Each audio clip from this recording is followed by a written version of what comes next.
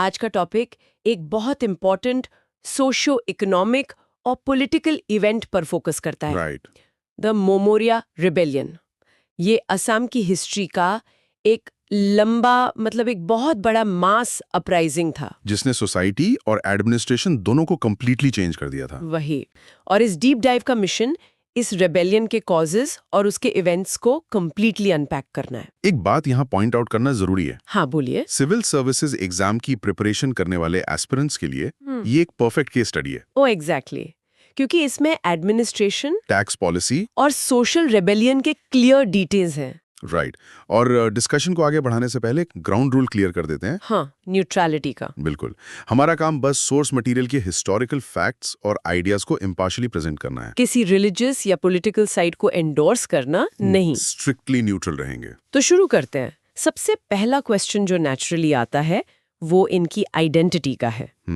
ये मोआ मोरियाज असल में थे कौन? तो ये जो वर्ड है मोआ मोरिया, ये असल में मया मारा से आया है। मया मारा? हाँ, ये एक वैष्णव सत्रा का नाम था। अच्छा। और इसका रिलीजियस कॉन्टेक्स्ट थोड़ा स्पेसिफिक है। शंकर देव और मधव देव की डेथ के बाद, जिसे महाप्रयाण कहा जाता है। राइट, महाप्रयाण के बाद पूरा सत्रिया मूवमेंट 4 डिविजन्स में डिवाइड हो गया था। 4 डिविजन्स मतलब 4 सॉन्गोटीज। एग्जैक्टली। इनके नाम थे ब्रह्मा, पुरुष, काल और नीका। हाँ, सिविल सर्विसेज एस्पिरेंट्स को इन 4 डिविजन्स को जरूर नोट करना चाहिए। पर मायामारा सत्रा इसमें से किस डिवीजन में आता था? ये काल संगोती के अंदर आता था। ओके। और इनके फॉलोअर्स कौन थे? प्राइमरीली देखा जाए तो इनके फॉलोअर्स मेनली मोरैन ट्राइब के थे। लेकिन सिर्फ एक ट्राइब तक लिमिटेड तो नहीं थे ना? बिल्कुल नहीं। कछारी, हाँ। चुटिया, अहोम और काईबार्ता ट्राइब्स के लोग भी इसमें शामिल थे। तो एक काफी डाइवर्स ग्रुप बन गया था ये। पर एक सवाल है। पूछिए। ये सत्रा इतना पॉपुलर क्यों हो गया था? मतलब सिंपल पेजेंट्स और प्रोफेशनल्स इसकी तरफ इतना अट्रैक्ट क्यों थे? जिसका सबसे बड़ा रीजन थे उनके सत्राधिकार, जिन्हें महंता कहा जाता था। राइट। ये महंताज शूद्रा कास्ट से थे। अच्छा, तो उस टाइम की सोसाइटी में यहाँ डिविजन्स काफी स्ट्रिक्ट थे। वहाँ कॉमन लोगों को एक स्पेशल डिग्निटी फील होती थी। एग्जैक्टली। उन्हें लगता था कि ये उनकी अपनी जगह है, और इसी डिग्निटी की वजह से डिसाइपल्स का नंबर बहुत तेजी से बढ़ने लगा। Okay, let's unpack this. जब फॉलोअर्स इतने बढ़ गए तो पावर क्लैश तो होना ही था किंग्स और गुरुस के बीच। हाँ, क्योंकि अहोम्स ने तो सुहंगमुंग के टाइम से अपने किंग्स को एक स्पेशल टाइटल देना स्टार्ट कर दिया था। Title of Swargadeo. Right. Buranjis में जो उनके क्रॉनिकल्स थे उनमें इनकी लीनेज को हिंदू गॉड इंद्रा से कनेक्ट किया गया था। Lord of the haven. बिल्कुल। तो एक तरफ किंग्स खुद को डिवाइन बोल रहे हैं, और दूसरी तरफ थे मोमोरिया डिसाइपल्स, जो अपने गुरु के अलावा किसी के आगे अपना हेड बो नहीं करते थे। उनकी सुप्रीम डिवोशन थी। बिल्कुल, किसी भी सेक्युलर पावर के आगे नहीं झुकेंगे। इस डिवोशन का एक बहुत इंटरेस्टिंग एनेक्डोट है सोर्स में। The sword test. Exactly. King Pratap Singh का टाइम पीरियड था 1603 से 1641। उन्होंने इन डिसाइपल्स की डिवोशन टेस्ट करने का डिसाइड किया। तो उन्होंने 2 डिसाइपल्स को हॉर्सेस पर फुल स्पीड गैलप करवाया, और उनके रास्ते में 2 शार्प सोर्ड्स हॉरिजॉन्टली बांध दिए। किंग को लगा कि लाइफ सेव करने के लिए तो हेड बो करेंगे ही। पर उन डिसाइपल्स ने हेड बो नहीं किया। उन्होंने बो करने की जगह डिकैपिटेट होना चूज किया। अपना हेड कटवा लिया पर बो नहीं किया। डेथ चूज कर ली। इस एक इंसिडेंट ने पूरी सोसाइटी में महानता की प्रेस्टीज और करेज को इतना बड़ा कर दिया कि बस। लेकिन इसका एक डार्क साइड भी था। स्टेट ने सीरियल टॉर्चर और रिप्रेशन स्टार्ट कर दिया। Serial violence. हाँ, जैसे सुरांपा भागा राजा के टाइम 1641 से 1644 तक। उन्होंने क्या किया? उन्होंने गुरु नित्यानंद नेवा का मर्डर करवाया। तो इसके बाद तो मोआ मोरियाज ने रिवेंज लेने का प्रॉमिस किया होगा। बिल्कुल। पर रिप्रेशन रुका नहीं। गदाधर सिंहा ने बैकुंठा महंता का मर्डर करवाया। और फिर शिवा सिंघा के टाइम पर भी कुछ हुआ था, राइट? मौर्य राजा फुलेश्वरी ने चतुर्भुजदेव महंता को स्पेसिफिकली इंसल्ट किया। ये वही इंसिडेंट है ना जहां महंताज और डिसाइपल्स को फोर्स किया गया था कि वो सैक्रिफाइस्ड एनिमल्स के ब्लड से तिलक लगाएं। ये तो क्लियर एक्यूमुलेशन ऑफ इंसल्ट था।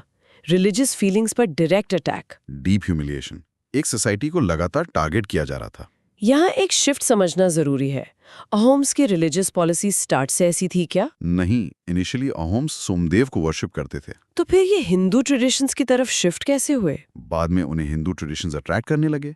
जयध्वज सिंह ने अवनियाती सत्रा के सत्राधिकार निरंजन देव को रिलीजियस प्रिसेप्टर एक्सेप्ट किया और सत्रिया ट्रेडिशन को अपना रॉयल रिलीजन बनाया। राइट। इस एक स्टेप से सत्रास के बीच पावर और पैटर्नेज के लिए कंपटीशन स्टार्ट हो गया। उसके बाद गदाधर सिन्हा ने भी तो पॉलिसी चेंज की थी। उन्हें लगा कि हर सत्रह एक पैरेलल किंगडम बन गया है। State with in a state. Exactly. इसलिए उन्होंने सत्राधिकार्स को टॉर्चर और एग्जाइल किया, सप्रेशन की पॉलिसी। लेकिन उनके सन रुद्र सिन्हा ने डिवाइड एंड रूल पॉलिसी अपना ली। सिविल सर्विसेज एस्पिरेंट्स के लिए ये डिवाइड एंड रूल का बहुत क्लियर हिस्टोरिकल एग्जाम्पल है। उन्होंने सबको वापस माजुली लाकर एस्टैब्लिश किया ताकि उन पर क्लोजली नजर रख सके, और ब्राह्मणिकल सत्रास को स्पेशल प्रिविलेजेस दिए और शूद्र सत्राधिकार्स को साइडलाइन कर दिया। वही डिस्क्रिमिनेशन। रुद्र सिन्हा ने तो बंगाल से एक शक्ता ब्राह्मण को भी बुलाया था, कृष्ण राम भट्टाचार्य, जो बाद में पार्वत्या गोसाई के नाम से फेमस हुए। तो इस रिलीजियस और सोशल टेंशन ने ग्राउंड तो पहले ही सेट कर दिया था। आप जानते हैं, अक्सर हम एस्पिरेंट सोचते हैं कि असम का ये रिबेलियन सिर्फ रिलीजन पर अटैक की वजह से हुआ था, लेकिन असल में अहोम स्टेट का भारी एक्सप्लॉयटेशन इसका रियल बेस था। फर्स्ट, मोआ मोरिया सत्रा, यानी इस रिलीजियस कम्युनिटी के फॉलोअर्स मेनली ट्राइबल लोग और सोसाइटी के लोअर सेक्शन से आते थे। अहोम रूलर्स के पाइक सिस्टम के अंडर इन्हें बिना किसी सैलरी के फोर्स्ड लेबर करने के लिए बाउंड किया जाता था। सेकेंड, ये लोग सिर्फ नॉर्मल लेबरर्स नहीं थे, बल्कि पॉटरी, ब्लैकस्मिथ और लेदर वर्क में बहुत ही एक्सपर्ट आर्टिजन्स थे। थर्ड, आप इमेजिन कीजिए कि अहोम स्टेट इन कारीगरों की स्किल्स पर किस कदर डिपेंडेंट था। आर्मी के लिए वेपन्स बनाना, बैटल के लिए बोट्स रेडी करना, और तो और बैटल के लिए एलिफेंट्स को कैच करके उन्हें ट्रेन करना, ये सब यही लोग करते थे। फाइनली, अहोम स्टेट मशीनरी ने इन एक्सपर्ट्स की एक्सपर्टीज को पूरी तरह से एक्सप्लॉइट किया और सोशली और इकोनॉमिकली उन्हें लगातार अब्यूज करते रहे। अगर इकोनॉमिक बैकग्राउंड समझना है तो पाइक सिस्टम को थरोली अनपैक करना होगा। तो ये सिस्टम एग्जैक्टली काम कैसे करता था? अहोम किंगडम में हर मेल सिटीजन जिसकी एज 15 से 50 साल के बीच थी, हाँ, वो प्रैक्टिकली एक पाइक था। ओके। पहले 4 पाइक्स का एक ग्रुप बनाया जाता था, जिसे गोट कहते थे। एक गोट में 4 पाइक्स। ग्रेट। और हर मेंबर को साल में 3 मंथ स्टेट के लिए फ्री मीनियन लेबर करना पड़ता था। 3 मंथ्स का अनपेड लेबर, ये ऑलरेडी एक हैवी बर्डन था एक वर्किंग क्लास फैमिली के लिए। लेकिन राजेश्वरा सिन्हा के टाइम ये बर्डन और बढ़ा दिया गया। क्या चेंज किया उन्होंने? उन्होंने एक गोट में पाइक्स का नंबर कम करके 3 कर दिया। तो इसका डायरेक्ट मैथ क्या बना? अब हर पाइक को 4 मंथ्स का लेबर देना पड़ता था। एग्जैक्टली। एक्स्ट्रा 1 मंथ का अनपेड लेबर। हार्ड वर्किंग मोमोरियाज के लिए ये एक्स्ट्रा 1 मंथ का लॉस बहुत ज्यादा हैवी था। उनकी खुद की क्रॉप्स और प्रोफेशन का नुकसान। और ये कंप्लीटली अनजस्टिफाइड एक्सप्लॉयटेशन था। साथ ही क्लास डिवाइड भी तो था पाइक्स के अंदर, कंद्री और चुमोहा। हाँ, पाइक्स 2 क्लासेस में डिवाइडेड थे। एक थे कंद्री पाइक, जो मेजॉरिटी थे और फिजिकली मीनियल लेबर करते थे, और दूसरे थे चमुआ पाइक, जो लैंड टैक्स या मनी पे करके लेबर से फ्री हो जाते थे। अब जिनके पास पैसे थे वो चमुआ बन गए, तो चमुआ क्लास का नंबर बढ़ने लगा। और इसका इम्पैक्ट ये हुआ कि कंडी पाइक्स कम हो गए सोसाइटी में। पर स्टेट का लेबर रिक्वायरमेंट तो कम नहीं हुआ ना? बिल्कुल नहीं।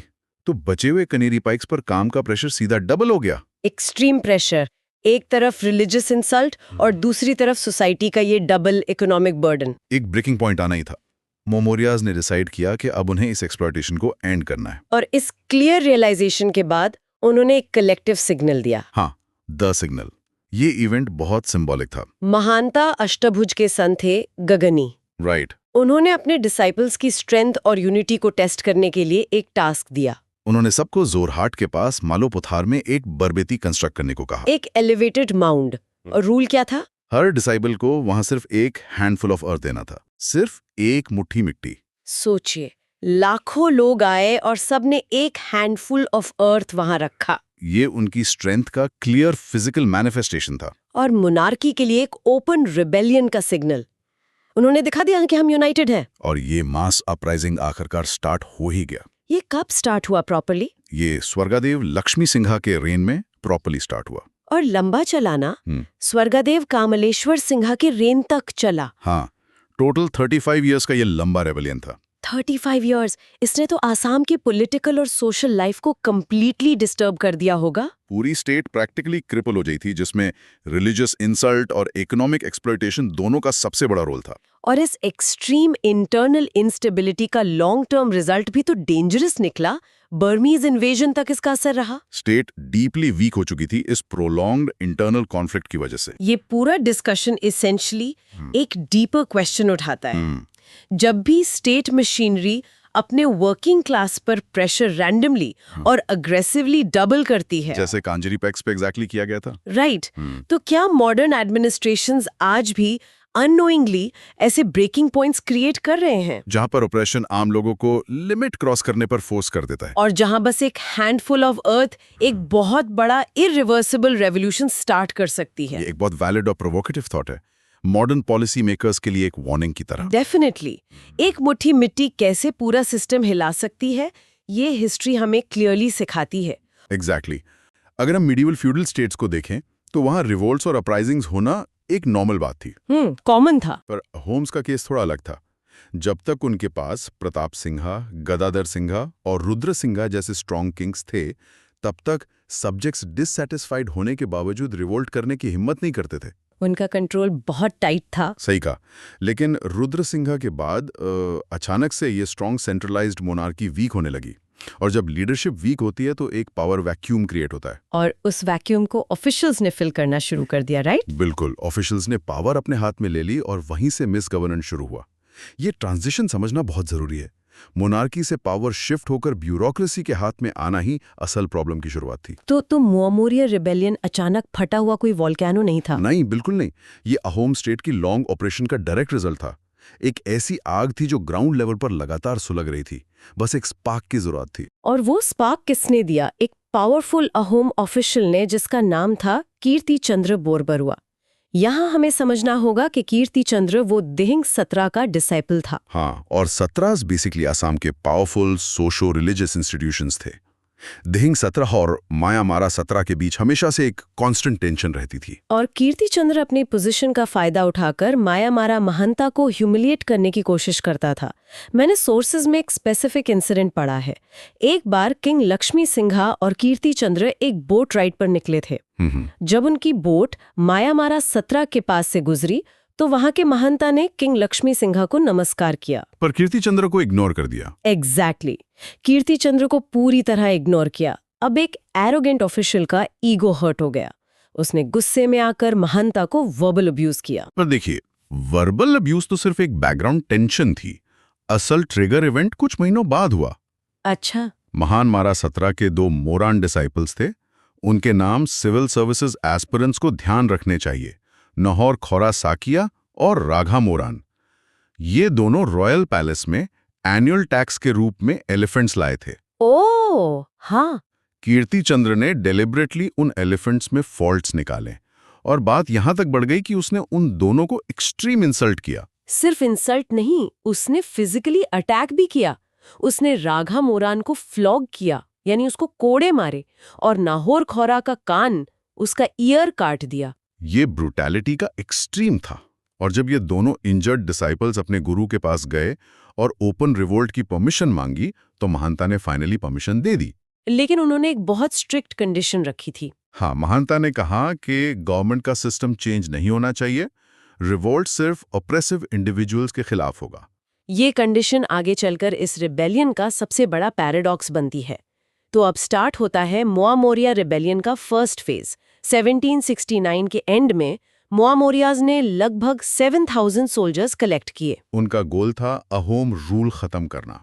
उन्होंने पहला अटैक एक टिम्बर कलेक्ट करने गई रॉयल आर्मी पर किया, जिसमें 2,000 सोल्जर्स थे। उन्हें आसानी से हरा दिया। इस जीत के बाद स्वर्गादेव लक्ष्मी सिंहा ने एक मैसिव काउंटर अटैक प्लान किया। उसने 14,000 सोल्जर्स की एक बड़ी आर्मी भेजी। इस आर्मी का कमांडर था हरनाम भितुरवाल फुकन। पर सरप्राइजेस यहीं शुरू होते हैं। रेबल्स ने इस 14,000 की बड़ी आर्मी को भी हरा दिया। मतलब 7,000 ने 14,000 को हरा दिया? बिल्कुल। और उन्होंने कमांडर को प्रिजनर बनाया, चरादेव हिल क्रॉस किया और डायरेक्टली कैपिटल कैप्चर कर ली। सब कुछ इतनी तेजी से हुआ। किंग लक्ष्मी सिंहा को पकड़कर जॉयदौल में कैप्टिव रखा गया, और उस कीर्ति चंद्र को, जिसके ईगो ने ये सब शुरू किया था, उसको एलिफेंट स्टेबल्स में बंद कर दिया गया। आयरॉनिक है थोड़ा। फिर उन्होंने नाहौर खोरा के बेटे रामाकांता को थ्रोन पर बिठाया और राघा मोरान को बोरबरुआ बनाया गया। जैसा गुरु ने कहा था, गवर्नमेंट सिस्टम सेम रहा, पर हायर पोस्ट पर मोमोरियाज बैठ गए। पर यहाँ पावर का नेगेटिव इफेक्ट दिखा। हाँ, ऑप्रेस्ड खुद ऑप्रेसर बन गए। उन्होंने पुराने अहोम ऑफिशियल्स को मार दिया और आम लोगों को जबरदस्ती मायामारा सत्रा का डिसाइपल बनने पर मजबूर किया। इन अट्रॉसिटीज की वजह से वो बहुत जल्दी अनपॉपुलर हो गए। और इसी अनपॉपुलैरिटी का फायदा उठाया प्रो अहोम ग्रुप ने। उन्होंने मणिपुरी प्रिंसेस कुरुंगान्यानी की हेल्प से रागा मोरान को मार दिया। और एक बार राघा मोरान मारा गया तो रिवोल्ट का कमांड स्ट्रक्चर टूट गया। फिर उन्होंने रमाकांता और बाकी ऑफिशियल्स को मर्डर करके लक्ष्मी सिंगा को वापस थ्रोन पर बिठा दिया। यहाँ फर्स्ट फेज एंड होता है। पर शांति नहीं आई। लक्ष्मी सिंगा ने वापस आते ही इनह्यूमन एक्टिविटीज और एक्सट्रीम पनिशमेंट शुरू कर दी।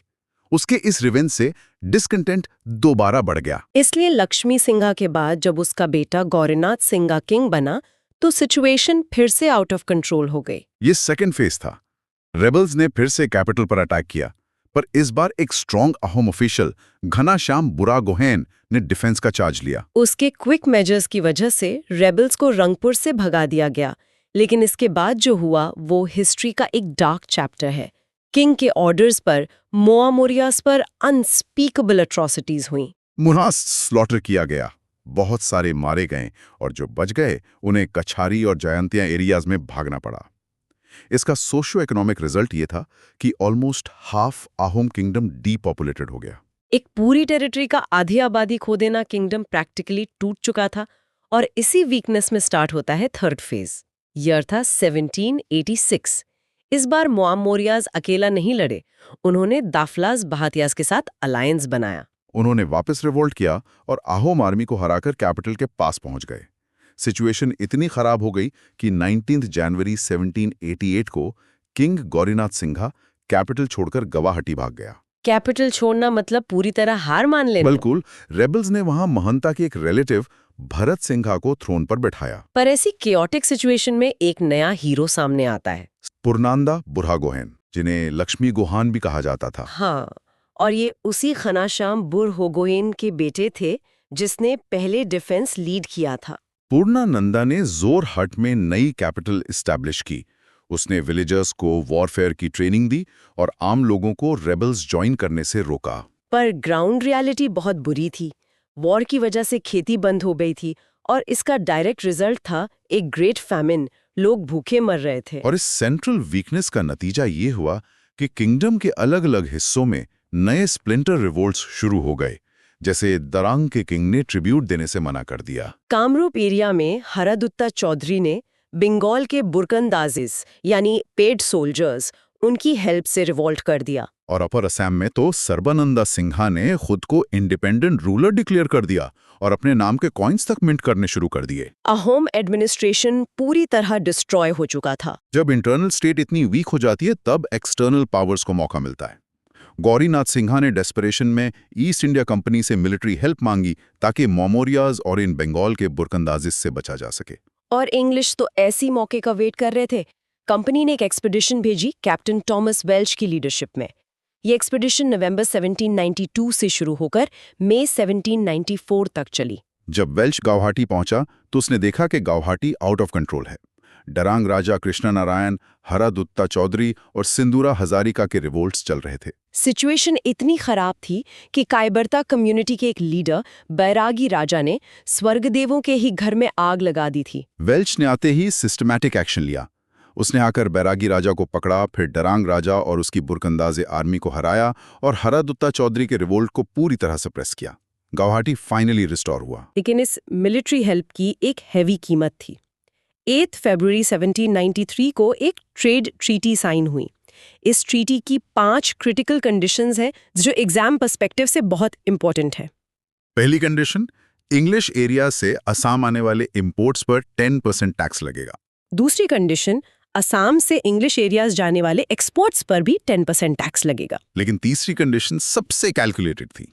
ग्रेन और राइस पर 0% टैक्स, मतलब नो टैक्स। फेमीन के टाइम पर English traders easily essential food supplies monopolise कर सकते थे।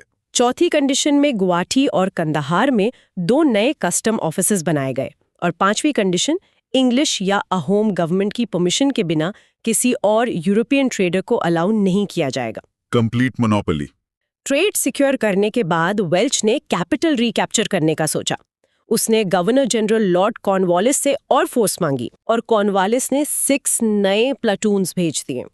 फिर इंग्लिश और पूर्णानंदा बुरागोहाइन की असामी सी आर्मी ने मिलकर एक जॉइंट असॉल्ट किया। इस असॉल्ट में उन्होंने मोमोरियास को रंगपुर से भगा दिया। भारत सिंघा इंज्योर हुआ और 21 मार्च 1794 को गौरीनाथ सिंघा वापस कैपिटल में एंटर हुआ। पर यह विक्ट्री शॉर्ट लिव थी। बंगाल में लीडरशिप चेंज हुई और नए governor general sir John Shore आ गए। उन्होंने आते ही policy of non intervention adopt की। उसने प्रैक्टिकली ऑर्डर दिया कि फॉरेन स्टेट्स के मैटर्स में इंटरवीन नहीं करना है और वेल्च को वापस बुला लिया। गौरीनाथ सिंघा और पूर्णानंदा के रिक्वेस्ट्स के बावजूद वेल्च को जाना पड़ा। 3 जुलाई 1794 को वेल्च गोलपारा पहुंचा और रास्ते में उसने कई मोमोरिया कैंप्स को टॉर्च कर दिया, पूरी तरह आग लगा दी। एक पॉलिटिकल क्राइसिस तब सबसे ज्यादा खतरनाक होता है जब एक एक्सटर्नल पावर अचानक से विड्रॉ कर लेती है। मतलब जब एक स्टेट किसी बाहरी ताकत पर डिपेंड करता है और वो ताकत वापस चली जाए, तो जो वैक्यूम क्रिएट होता है वो तुरंत एक बड़ा टर्मोइल लाता है। और देखा जाए तो सिविल सर्विसेज एग्जाम एस्पिरेंट्स के लिए ये एक बहुत इंपॉर्टेंट केस स्टडी बन जाती है, क्योंकि इसमें क्राइसिस मैनेजमेंट, डिप्लोमेसी और स्टेट क्राफ्ट के कोर कॉन्सेप्ट्स बिल्कुल क्लियर दिखते हैं। जब कैप्टन वेल्च वापस गए तो मोमोरिया रिबेलियन एकदम से कंट्रोल के बाहर हो गया था। एग्जैक्टली। कैप्टन वेल्च की फोर्सेस का जाना एक कैटलिस्ट था। उसके बाद बिना किसी एक्सटर्नल मिलिट्री बैकिंग के अहोम एडमिनिस्ट्रेशन पूरी तरह से वल्नरेबल हो गया। सिविल सर्विसेज प्रेपरेशन के पॉइंट ऑफ व्यू से ये देखना बहुत इंस्ट्रक्टिव है कि कैसे एक स्टेट मिलिट्री एक्शन और एडमिनिस्ट्रेटिव रीस्ट्रक्चरिंग के थ्रू एक मैसिव कोलैप्स को हैंडल करता है। और इस पावर वैक्यूम का सबसे पहला इफेक्ट कैपिटल पर पड़ा। मोमारियाज ने कोई वेट नहीं किया। कैप्टन वेल्च के जाते ही उन्होंने रंगपुर को दोबारा टेक ओवर कर लिया। कैपिटल का खोना सिर्फ टेरिटरी का लॉस नहीं होता। हाँ, वो रूलिंग अथॉरिटी की लेजिटिमेसी पर एक बहुत बड़ा ब्लो होता है। सही बात है। स्टेट का पूरा सेंटर ऑफ ग्रेविटी हिल जाता है और एडमिनिस्ट्रेशन को एक सर्वाइवल मोड में आना पड़ता है। और एक एक्टिव थ्रेट के बीच में कैपिटल शिफ्ट करना कोई छोटी बात नहीं है। ये कंप्लीट लॉजिस्टिकल और पॉलिटिकल नाइटमेयर होता है। Treasury, royal household, military command, इन सबको एक हॉस्टाइल टेरिटरी से निकाल कर ले जाना। तो स्वर्गदेव, जो उस वक्त किंग थे, उन्हें ये ड्रास्टिक मूव लेना पड़ा। उन्होंने कैपिटल को शिफ्ट करके जोरहट मूव किया। पर मैंने नोटिस किया कि ये जोरहट शिफ्ट होना कोई रैंडम रिट्रीट नहीं था, राइट? नहीं, बिल्कुल नहीं। जोरहट कंपैरेटिवली ज्यादा सिक्योर था और ये सिक्योरिटी किंगडम के सबसे पावरफुल ऑफिशियल पूर्णानंदा बुरहागोहेन के एफर्ट्स का रिजल्ट था। यानी बुरहागोहाइन ने पहले से एंटिसिपेट कर लिया था कि रंगपुर वल्नरेबल है। हाँ, और उन्होंने जोरहट को प्रोएक्टिवली फोर्टिफाई किया था। एस्पिरेंट्स के लिए ये की पॉइंट है कि इंटरनल सिक्योरिटी थ्रेट के टाइम पर कैपिटल को सिक्योर लोकेशन पर शिफ्ट करना एक बहुत बड़ा एडमिनिस्ट्रेटिव डिसीजन होता है। उसी एडमिनिस्ट्रेटिव फोरसाइट ने स्टेट मैकेनिज्म को टोटली कोलैप्स होने से बचा लिया। पर क्राइसिस वहां रुका नहीं। एक तो ये मैसिव रीलोकेशन और इंटरनल सिक्योरिटी का नाइटमेयर चल रहा था, और उसी बीच एक और क्रिटिकल ब्लो आता है।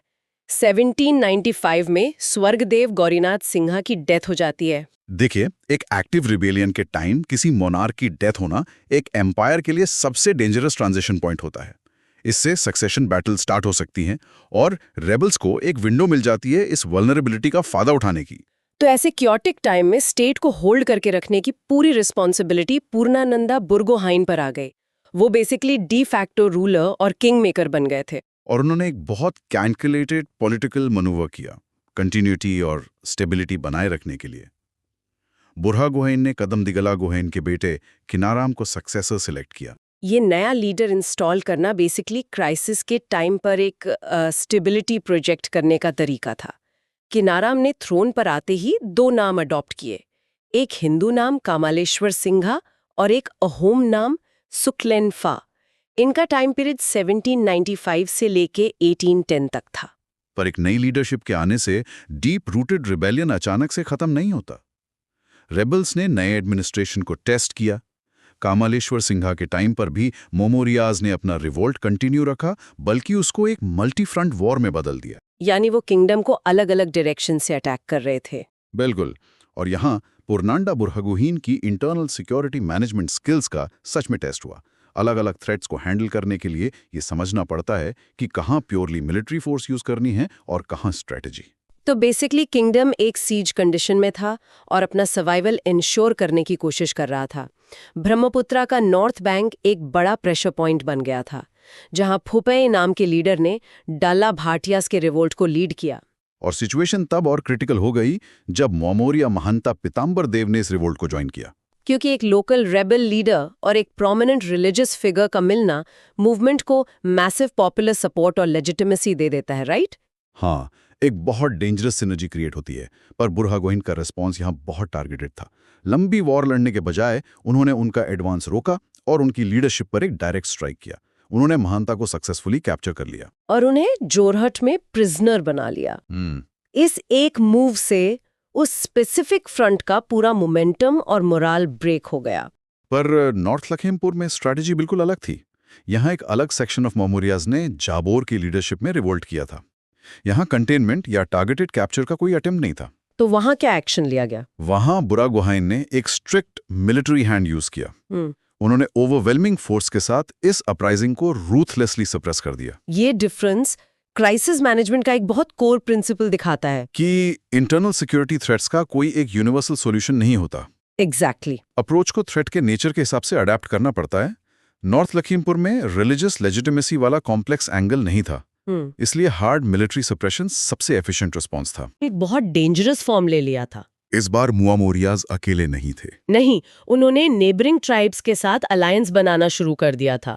स्पेसिफिकली सिंह फौज और खमतीज के साथ मिलकर उन्होंने एक मैसिव रेबल कोalition बना ली थी। जब डोमेस्टिक इंसर्जेंट्स ऐसे एक्सटर्नल ट्राइबल ग्रुप्स के साथ मिल जाते हैं तो स्टेट का मिलिट्री रिस्पॉन्स भी ऑटोमेटिकली स्केल अप करना पड़ता है, क्योंकि कोलिशन फ्रेश रिसोर्सेज, नए कॉम्बैट टैक्टिक्स और एक बहुत बड़ी फाइटिंग फोर्स लेकर आती है। रॉयल आर्मी को इस कंबाइंड थ्रेट को कन्फ्रंट करने के लिए सिग्निफिकेंट मिलिट्री पावर लगानी पड़ी। उस कॉन्फ्रंटेशन का रिजल्ट ये था कि कोलिशन को सप्रेस किया गया और मुआमोरिया लीडर भरत सिंघा मारा गया। पर एक तरफ ईस्ट में आग बुझ रही थी तो दूसरी तरफ कचार में 1805 के आसपास एक नया क्राइसिस स्टार्ट हो गया।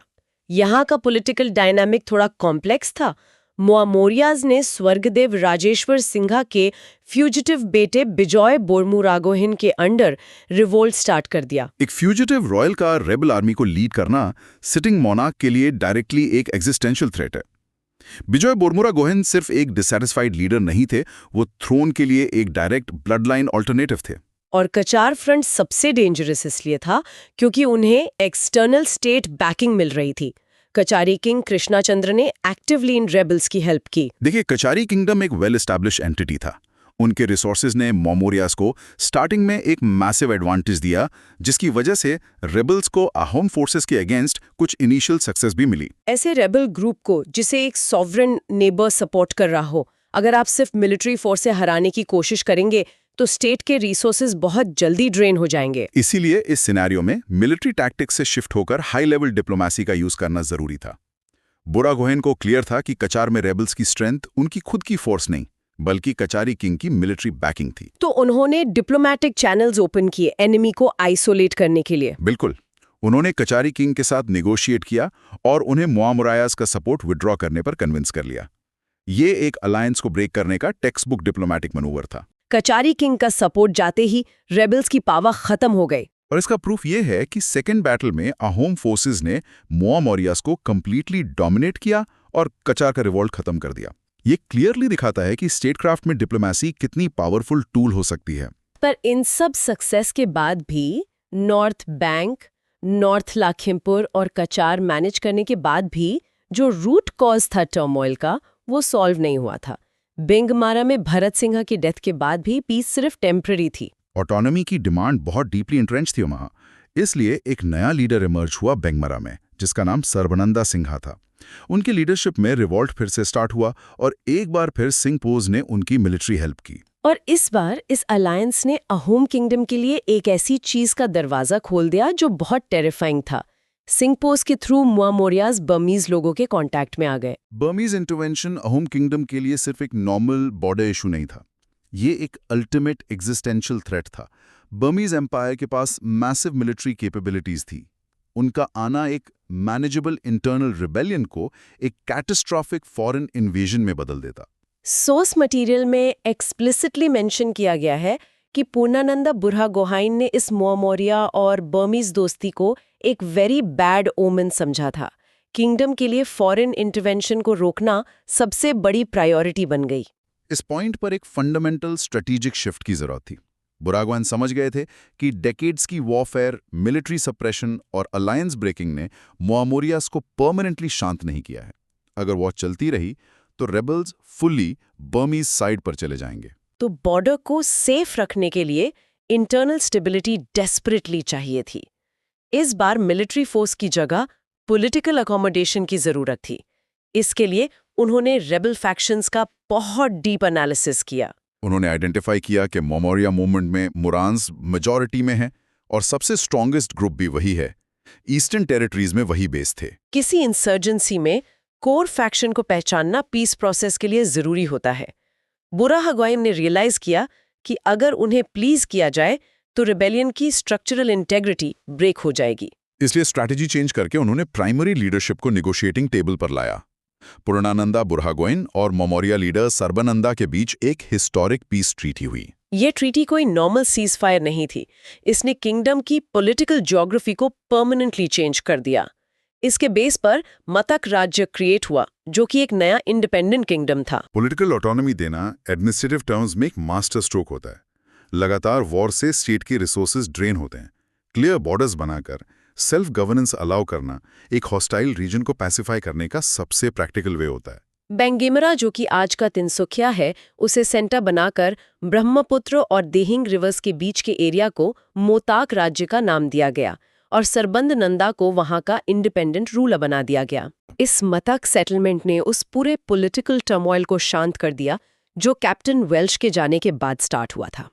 और सबसे बड़ी बात, जब इंटरनल रेबल सेटिस्फाई हो गए तो उनका एक्सटर्नल फोर्सेस पर रिलायंस खत्म हो गया, जिसने उस टाइम पर बर्मीज इंटरवेंशन के थ्रेट को परमानेंटली न्यूट्रलाइज कर दिया। The sunset of Ahom sovereignty and the Matak settlement का ये फोर्थ फेज सच में क्राइसिस रिस्पॉन्स का एक इनक्रेडिबल एवोल्यूशन दिखाता है। कैपिटल शिफ्ट करके एडमिनिस्ट्रेटिव हब को सिक्योर करने से लेकर टारगेटेड कैप्चर्स और हेवी मिलिट्री फोर्स यूज करने तक, और उसके बाद डिप्लोमेसी से रेबल्स की फॉरेन बैकिंग को आइसोलेट करना, और एंड में जब बर्मीज इन्वेजन का अल्टीमेट थ्रेट आया तो प्योर पॉलिटिकल स्टेट क्राफ्ट का यूज करना। मतक राज्य का क्रिएशन ये प्रूव करता है कि कभी-कभी एम्पायर की ब्रॉडर सॉवरेनिटी को बचाने के लिए एब्सोल्यूट कंट्रोल को छोड़कर रीजनल ऑटोनॉमी देना ही एकमात्र रास्ता होता है। गवर्नेंस और कॉन्फ्लिक्ट रेजोल्यूशन का ये इतना प्रोफाउंड फ्रेमवर्क है जो आज भी रेलेवेंट लगता है। पूर्णानंदा बुरहागोहाइन की इस मतक किंगडम एस्टैब्लिश करने की पॉलिसी और असम की प्रेजेंट ऑटोनमस रूल पॉलिसी के बीच में क्या कोई डीप सिमिलैरिटी नजर आती है?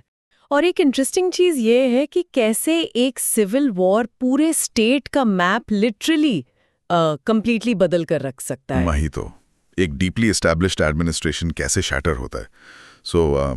अगर हम पॉलिटिकल रिजल्ट से स्टार्ट करें तो ये अहोम मोनार्की का फॉल कितना ड्रास्टिक था। बहुत ड्रास्टिक था। मतलब पॉलिटिकल रिजल्ट्स तो एब्सोल्यूट नाइटमेयर थे। इमेजिन कीजिए 30 इयर्स तक एक स्टेट अपने ही अंदर लड़ रहा है। उसका रिजल्ट ये हुआ कि जो एंशिएंट अहोम मोनार्की थी और उनका पूरा किंगडम वो एसेंशियली पूरी तरह से शैटर हो चुका था। तो अहोम एडमिनिस्ट्रेशन इस इंटरनल केओस को हैंडल करने में कंप्लीटली फेल हो गया। पूरी तरह से। और हिस्ट्री का स्टैंडर्ड रूल है, जब सिस्टम फेल होता है तो कोई बाहर का प्लेयर एंट्री लेता है। The British. राइट। इंग्लिश लोगों ने इस मौके का पूरा फायदा उठाया। उन्होंने हेल्प करने के बहाने से असम में अपना फुटहोल्ड बनाना शुरू कर दिया। उन्हें एक परफेक्ट ओपनिंग मिल गई थी। और इसमें एक स्पेसिफिक ऑफिसर का रोल बहुत बड़ा था ना, सोर्स के अकॉर्डिंग। हाँ, एक ब्रिटिश ऑफिसर थे वेल्श, कैप्टन वेल्श। उन्होंने इस अनरेस्ट का एडवांटेज लेके डिटेल इन्फॉर्मेशन गैदर की और एक बहुत इंपॉर्टेंट रिपोर्ट कंपनी गवर्नमेंट को भेज दी। और यही वेल्श की रिपोर्ट आगे चलकर उनकी पॉलिसी डिसीजंस का बेस बनी। बिल्कुल। असम के लिए आगे जितनी भी ब्रिटिश पॉलिसी बनी वो एसेंशियली इस वेल्श रिपोर्ट पर ही बेस थी। इट्स वाइल्ड की एक इंटेलिजेंस रिपोर्ट एक स्टेट का फ्यूचर डिसाइड कर लेती है। पर मैं थोड़ा पीछे जाना चाहता हूँ। अहोम एडमिनिस्ट्रेशन इंटरनली इतना वीक कैसे हुआ? व्हाट्स फैसिनेटिंग हियर इज कि अहोम रूल एक टिपिकल मिडीवियल फ्यूडल मैकेनिज्म पर बेस था। ओके। किंग क्लियरली टॉप पर था, लेकिन उसके अंडर ऑफिशियल्स की एक बहुत लंबी चेन थी, जैसे बुढ़ा गोहिन्स, बुर गोहिन्स, बुरपत्र गोहिन्स, बुर बरुआज, बुर फुकान्स, और उनके अंडर और भी थे, जैसे फुकान्स, साइकियाज, बोराज। वो ये तो बहुत बड़ी ब्यूरोक्रेसी हो गई। एग्जैक्टली ये सब पावरफुल ऑफिशियल्स थे। प्रॉब्लम तब शुरू हुई जब एक वीक किंग थ्रोन पर आया।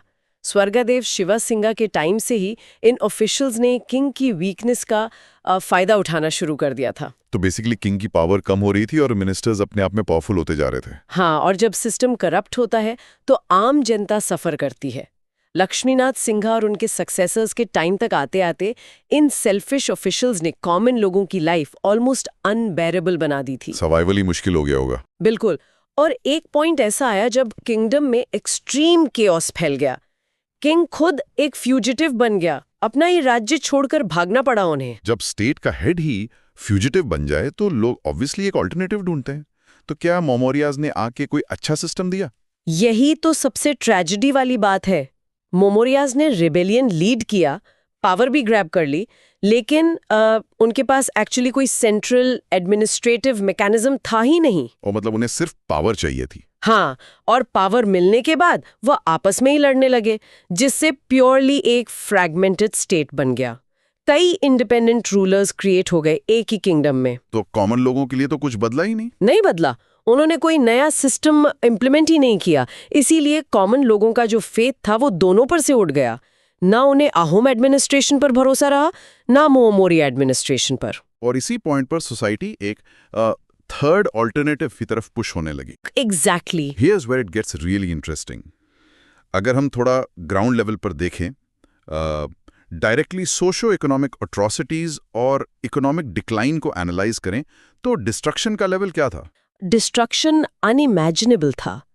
इस सिविल वॉर के दौरान दोनों साइड्स ने एक्सट्रीम वायलेंस किया। मोमोरियाज ने भी और रॉयल आर्मी ने भी। हाँ, रेबल्स ने अहोम मोनार्की के सपोर्टर्स को मारा और नेचुरली उनकी प्रॉपर्टी ग्रैब की। तो मास लूटिंग चल रही थी। और दूसरी तरफ रॉयल आर्मी का रिएक्शन और भी ब्रूटल था। उन्होंने गिल्टी और इनोसेंट के बीच कोई डिफरेंस ही नहीं देखा। उन्होंने मेन, वुमेन और चिल्ड्रन सबको मारा, टॉर्चर किया और एग्जाइल कर दिया। इनोसेंट सिविलियंस को डायरेक्टली टारगेट किया गया। बिल्कुल।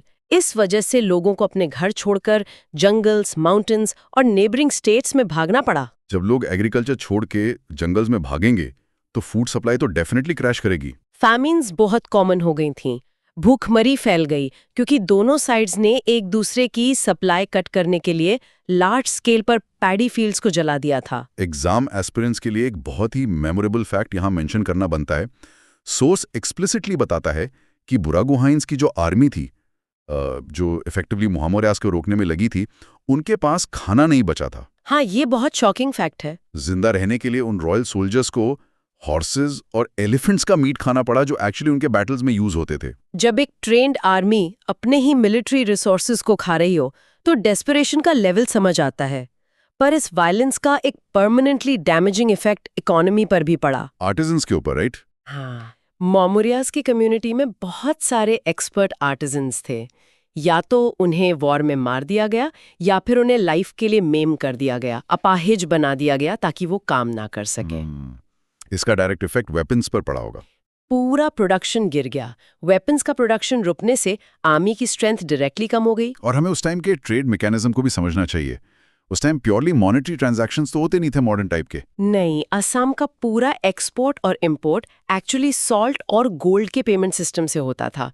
ये उनका फाउंडेशनल ट्रांजैक्शन मेथड था। तो सिविल वॉर ने उस ट्रेडिशनल इकोनॉमी को भी कंप्लीटली कोलैप्स कर दिया होगा। बिल्कुल। एक वर्किंग बार्टर और गोल्ड इकोनॉमी इतने एक्सट्रीम वायलेंस में सस्टेन कर ही नहीं सकती थी। If we connect this to the bigger picture, तो बिल्कुल सोसाइटी का डिवीजन इस सिविल वॉर को और इंटेंस बना रहा था। सोर्स परफेक्टली क्लैरिफाई करता है कि हिंदू ब्राह्मणिज्म और महापुरुषीय वैष्णविज्म के बीच के डिफरेंसेस इस रिबेलियन का एक बहुत बड़ा बेस कॉज थे।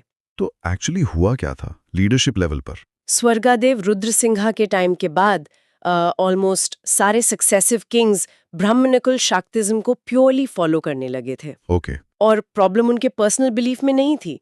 प्रॉब्लम ये थी कि इन रूलर्स ने डायरेक्टली महापुरुषीय वैष्णव सत्राज और उनके डिसाइपल्स के अगेंस्ट बहुत बायस तरीके से एक्ट किया। आए और परसिक्यूशन शुरू हो गया था। हाँ, और रिबेलियन ने इस रिलीजियस बायस को एक वायलेंट सोशल आइसोलेशन में बदल दिया। यानी जब रिबेलियन शुरू हुआ तो दोनों साइड्स ने रिलीजियस सेंटर्स को टारगेट किया। एग्जैक्टली जो रॉयल सपोर्टर्स थे उन्होंने फ्रीली मोमोरिया सत्रास को टेरराइज किया। और बदले में रेबल्स ने क्या किया? रेबल्स ने भी मास लेवल पर ब्राह्मणिकल सत्रास को पूरी तरह डिस्ट्रॉय कर दिया। ये एक tit for tat religious war बन चुका था। एक कंप्लीटली डिवाइडेड सोसाइटी, और ऐसी सोसाइटी बाहर से आने वाले अटैक्स को नेचुरली इनवाइट करती है। फॉरेन इन्वेजन्स एक ऐसी ही सोसाइटी का फायदा उठाते हैं जो अपने ही अंदर से डीपली फ्रैक्चर्ड हो। राइट।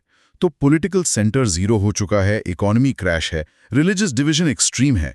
इस बैकग्राउंड में नेचुरली नए रीजनल लीडर्स इमर्ज होंगे। क्रिएशन ऑफ मतक किंगडम और उन फ्यूडल लॉर्ड्स का राइज एक डायरेक्ट कॉन्सिक्वेंस है। हाँ, सेंट्रल कैनोपी हटेगा तो लोकल वॉरलॉर्ड्स बनेंगे ही। सोर्स के अकॉर्डिंग इस रिबेलियन के दौरान कई prominent figures literally independent feudal lords बन गए, जैसे देगा महांता, गगग्नि, रामानंदा, राघा मोरान, पितांबर और भरत सिंघा।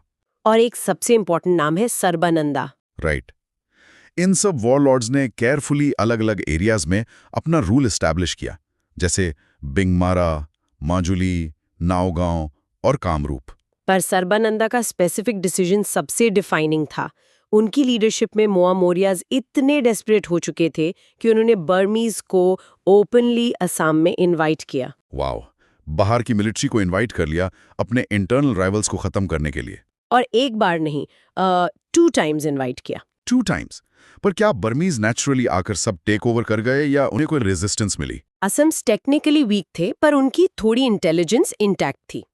उन्होंने अपनी रिमेनिंग टैक्ट यूज करके दोनों टाइम इन बर्मीज फोर्सेस को इंटेलिजेंस से वापस भगा दिया। पर वो जानते थे कि ऐसे लगातार फॉरेन अटैक्स हैंडल नहीं हो सकते। बिल्कुल। उस टाइम पर पूर्णानंदा बुर्गा गोहाइन एक की फिगर थे। उन्होंने सिचुएशन की एक्सट्रीम ग्रेविटी को टाइम पर समझा। उन्हें लगा कि अब इंटरनल कॉम्प्रोमाइज करना ही पड़ेगा, वरना स्टेट पूरा चला जाएगा। हाँ, उन्होंने एक क्विक मूव लिया और सारबनंदा के साथ डायरेक्टली एक ट्रीटी साइन कर ली। और इस ट्रीटी का डायरेक्ट ज्योग्राफिकल रिजल्ट था माटक राज्य का फॉर्मेशन। एग्जैक्टली। बंगामरा एरिया जो आज का बेसिकली तिनसुकिया है, वहां ब्रह्मपुत्र और दीहिंग रिवर्स के बीच में ये मटक राज्य ऑफिशियली क्रिएट किया गया। सो सर्वानंदा अब एक रिकग्नाइज्ड रूलर थे, पर क्या वो फुली इंडिपेंडेंट किंग बने? नहीं, ट्रीटी एक कॉम्प्रोमाइज थी। सर्बानंदा को as a tributary ruler recognise किया गया, जिसे बोरसेनापति कहा जाता था। ओके, बोरसेनापति। और ट्रिब्यूटरी रूलर का मतलब है उन्हें एहोम्स को कुछ ईयरली पे करना था। राइट। वो अग्री हुए कि एहोम किंग को ईयरली ट्रिब्यूट देंगे, जिसमें प्रोमिनेंटली आइवरी और वैल्यूएबल मूगा सिल्क शामिल थे। So what is this all mean? हमने पूरा सीक्वेंस कंप्लीटली देख लिया है। एक रिबेलियन चालू होता है एडमिनिस्ट्रेशन वीक होने की वजह से, फिर 3 डेकेड्स तक डिस्ट्रक्शन, वायलेंस और एक्सट्रीम फैमिन चलती है। आर्टिजन्स मारे जाते हैं, इकोनॉमी टोटली बर्बाद होती है और सोसाइटी रिलीजियस लाइंस पर कट जाती है। और फाइनल रिजल्ट ये है कि आपस के वॉरलॉर्ड्स ट्रीटी करते हैं, मटा किंगडम बनता है, पर तब तक स्टेट बिल्कुल एग्जॉस्ट हो चुका था। फाइनल कोलैप्स इन्हीं सबका इनएविटेबल डायरेक्ट इफेक्ट था। Absolutely inevitable. Political map technically पूरी तरह चेंज हो चुका था, लेकिन डिफेंस जीरो था, जिसके चलते बर्मीज ने दोबारा आकर पूरे असम को सिवियरली डेविस्टेट कर दिया। और फाइनली वही हुआ जहां से हमने शुरू किया था, ब्रिटिश का राइज। ब्रिटिश अथॉरिटीज, जिनसे इंडियन सबकॉन्टिनेंट का कोई बड़ा स्टेट बचा नहीं था, उन्होंने इस परफेक्टली क्योटिक सिनेरियो को यूज किया और असम को सेव करने के नाम पर एंट्री ली। उन्होंने सिंपली उस टेरिटरी पर टेक ओवर कर लिया और पूरे रीजन के एब्सोल्यूट रूलर्स बन गए।